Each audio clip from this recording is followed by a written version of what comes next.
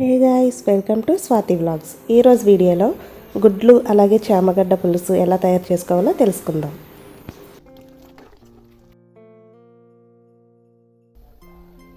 And ఇప్పుడు stove on చేసి stove పై pan పెట్టి 3-4 స్పూన్ల ఆయిల్ వేసుకోవాలి.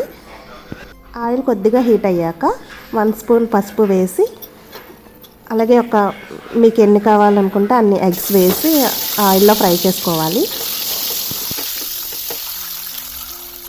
చూడండి, ఇక్కడ నేను చూపిస్తున్న ఈ విధంగా గోల్డెన్ కలర్లోకి వస్తే సరిపోతుంది. ఈ విధంగా గోల్డెన్ కలర్లోకి రాగానే ఇవి పక్కకు తీసేసి ఉడికించుకున్న చామగడ్డ ఉన్నాయి కదా, అవి కూడా ఈ ఆయిల్లో వేసి ఫ్రై చేసుకోవాలి.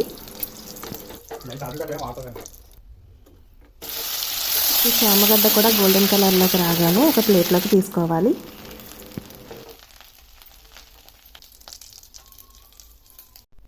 ఇప్పుడు అదే ఆయిల్లో 2 ఉల్లిపాయలు కట్ చేసుకున్న 2 ఉల్లిపాయలు అలాగే 4 పచ్చిమిర్చి, ఒక రెబ్బ కరివేపాకు వేసి వేయించుకోవాలి.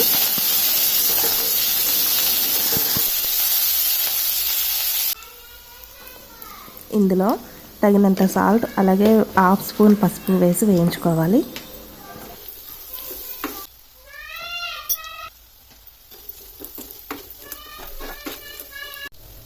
ఇవి గోల్డెన్ కలర్లోకి రాగానే అల్లం వెల్లుల్లి పేస్ట్ 1 స్పూన్ అల్లం వెల్లుల్లి పేస్ట్ వేసి పచ్చివాసన పోయే వరకు వేయించుకోవాలి. ఫ్రై అయ్యాక మసాలాను వేసుకోవాలి.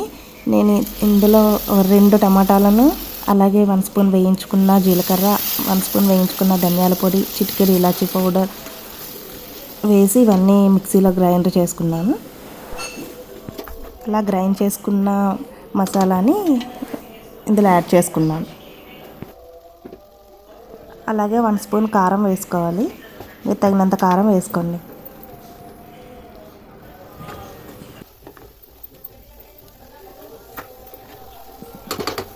ఇదంతా బాగా ఉడికిన తర్వాత ఒక చిన్న నిమ్మకాయ సైజు అంతా చింతపండు రసాన్ని ఇందులో వేసుకోవాలి.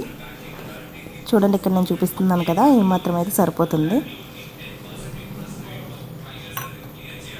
అలాగే 2 గ్లాసులు వాటర్ను కూడా యాడ్ చేసుకోండి.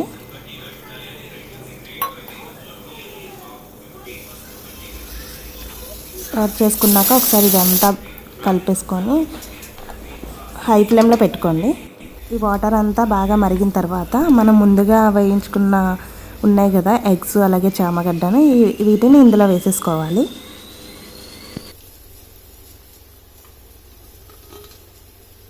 అలాగే మీరు యాడ్ చేసుకోవాలి అనుకుంటే 1 స్పూన్ గరం మసాలా యాడ్ చేసుకోండి. ఉప్పు కారం సరిపోకపోతే ఒకసారి చూసి వేసుకోండి. ఇలా బాగా దగ్గరకు మరగనివ్వాలి. సో ఇంతేనండి, గుడ్లు చామగడ్డ పులుసు రెడీ అయిపోయింది. టేస్ట్ కూడా అదిరిపోయింది. ట్రై చేసి చూడండి. సో ఈ వీడియో మీకు నచ్చినట్లయితే లైక్ చేసి, షేర్ చేసి, సబ్స్క్రైబ్ చేయండి. అలాగే మీ ఫ్రెండ్స్కి కూడా షేర్ చేయండి. Okay friends, thank you. Bye bye.